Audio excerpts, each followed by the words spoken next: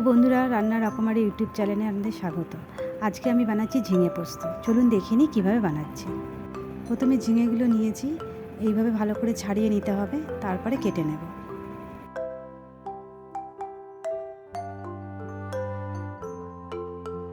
ঝিঙেগুলো আমার পরিষ্কার হয়ে গেছে, এবারে ছোট ছোট করে কেটে নেব। আমার ঝিঙেগুলো সব কাটা হয়ে গেছে, আর দুটো চেরা কাঁচা লঙ্কা নিয়েছি। এবার পোস্তটা বেটে নেব।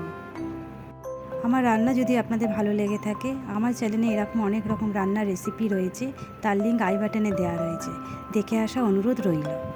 পোস্তটা বাটা হয়ে গেছে, এবার তুলে নিচ্ছি।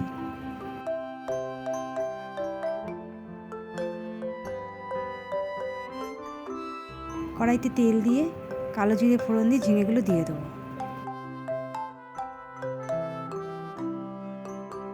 যেটা দুটো কাঁচা লঙ্কা দিয়ে এবার নেড়ে নেব।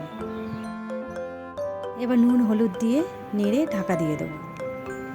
এখানে আলু ছাড়া আমি ঝিঙে পোস্ত করছি, শুধু ঝিঙে, আপনারা চাইলে আলু দিতে পারেন। ঢাকা খুলে ঝিঙেগুলো আমার সেদ্ধ হয়ে গেছে। দেখুন আমার ভালো মতো ঝিঙেগুলো সেদ্ধ হয়ে গেছে। এবার আগে থেকে বেটে রাখা পোস্তটাও দিয়ে দিলাম, দিয়ে ভালো করে নেড়ে নেব।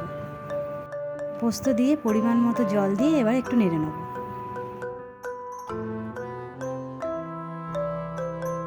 এবার কিছুক্ষণের জন্য আমি ঢাকা দিয়ে দিলাম। ঢাকা খুলে সর্ষের তেল ছড়িয়ে দিলেই আমাদের রেডি ঝিঙে পোস্ত। আমার রান্নাটা যদি ভালো লেগে থাকে একটা লাইক করে দেবেন।